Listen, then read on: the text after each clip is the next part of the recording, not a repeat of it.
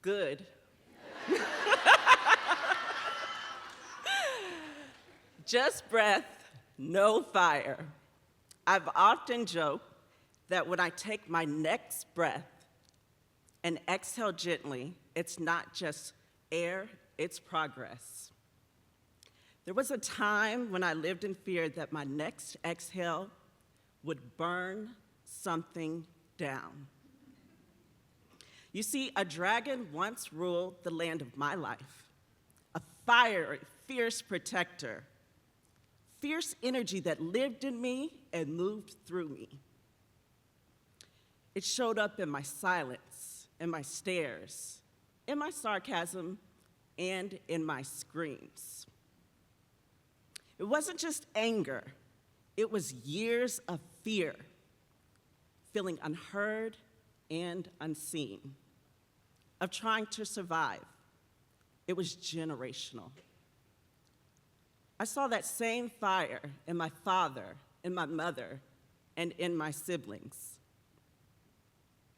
And I feared it. I had heard what they called those of us with fire: emotional, attitude problem, difficult, troubled, unstable, angry, Black woman. I'm a military brat. My father served 22 years in the Army.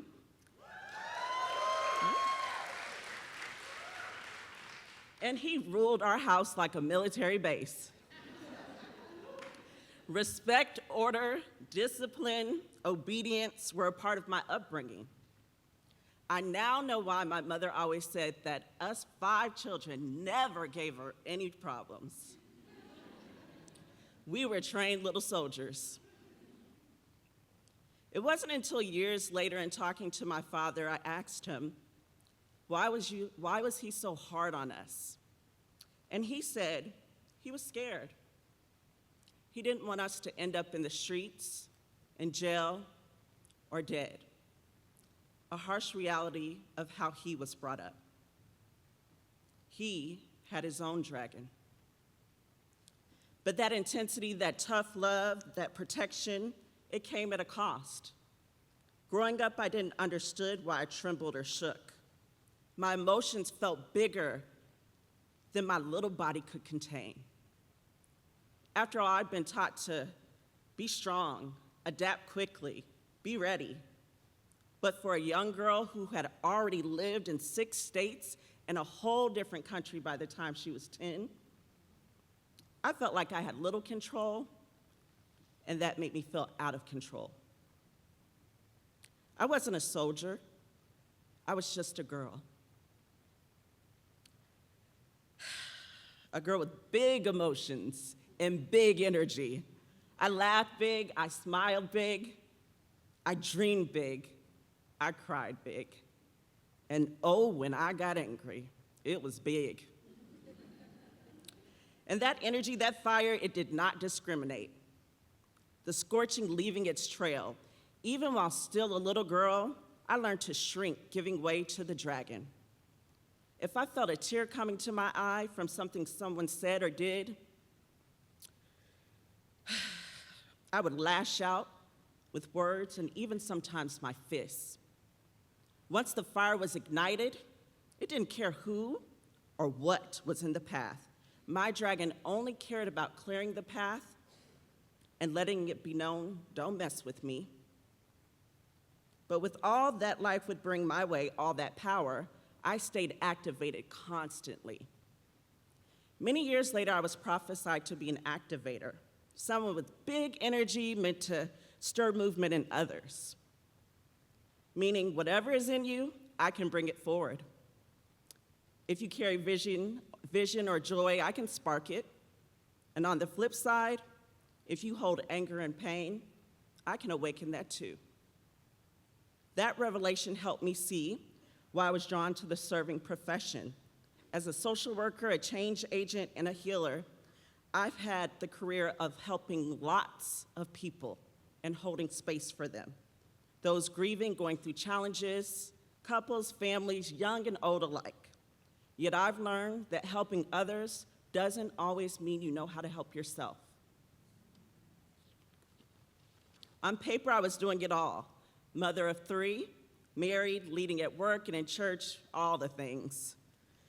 But inside, I was scarred.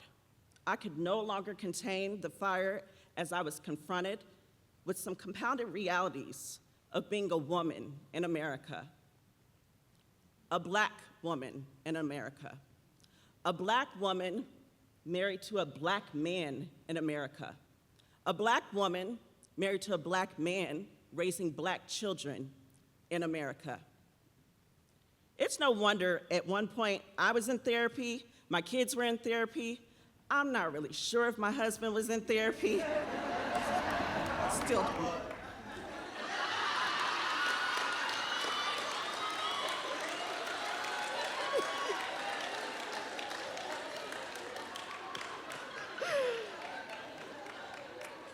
Fair enough.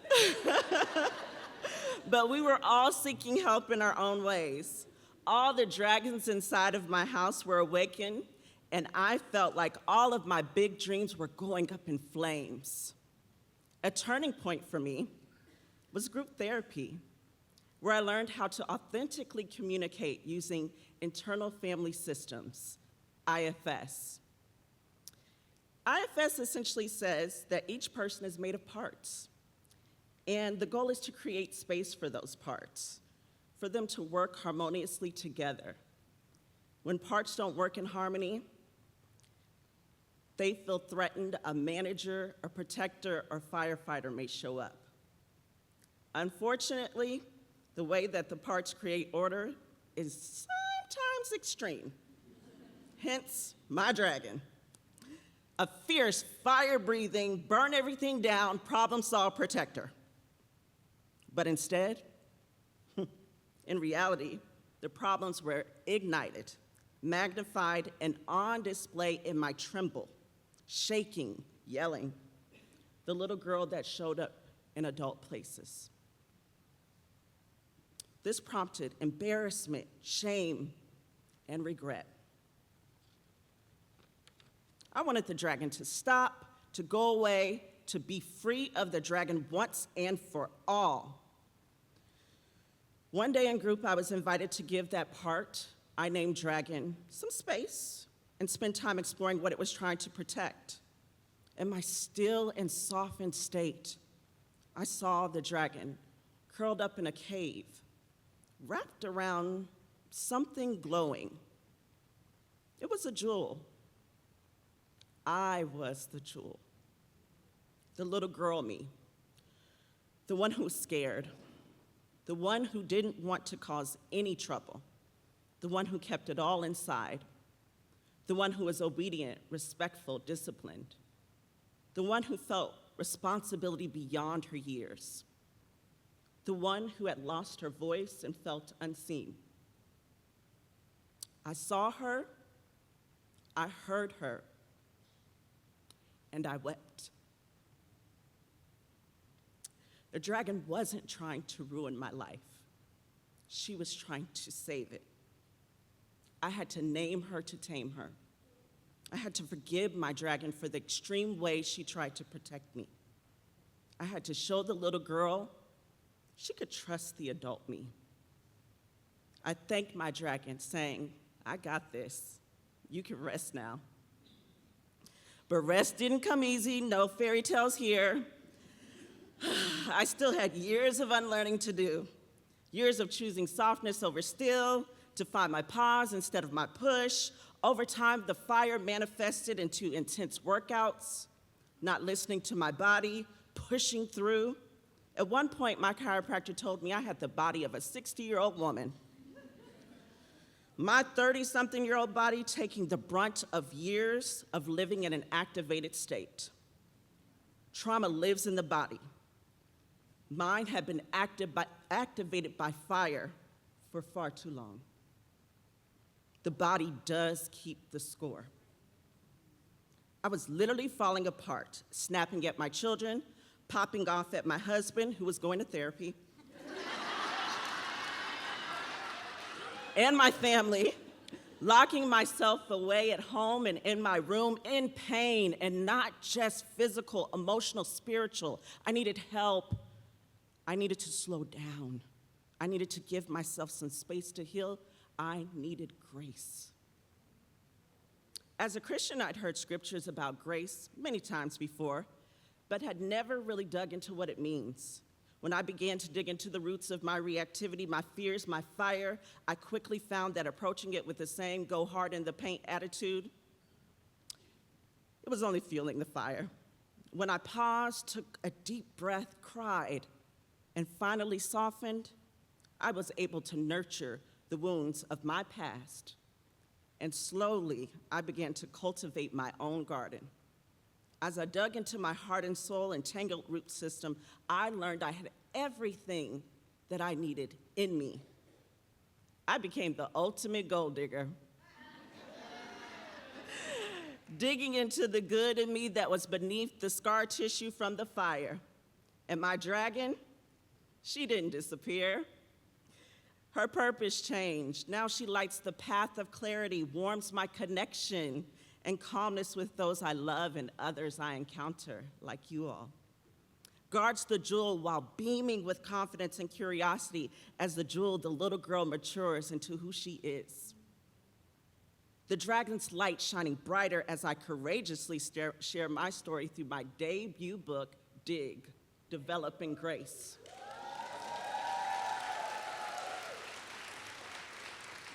As I move more compassionately through increased walking, modifying workouts, stretching, journal, praying, singing songs of exaltation. As I pause before reacting to my kids or my husband, as I show myself compassion when my dragon rises up to protect the jewel. That's right, I still get activated, and rightfully so. Turn on the news, scroll your feed, walk through the world, and you may find yourself activated too. I am grateful for the light of the dragon, for it is the light that helps me see people, the warmth that helps me connect to people, the energy that allows me to serve people as I was called to do. I refuse to live afraid of or in resistance of the fire. I choose breath. I choose love. I choose space. I choose rest. I choose grace. Because fire without grace burns everything down. But fire with grace, that's warmth. That's light. That's transformation. I am Candice Nicole Evans, and if you see me tremble or shake, don't worry. It's the fire within me, and show me some grace.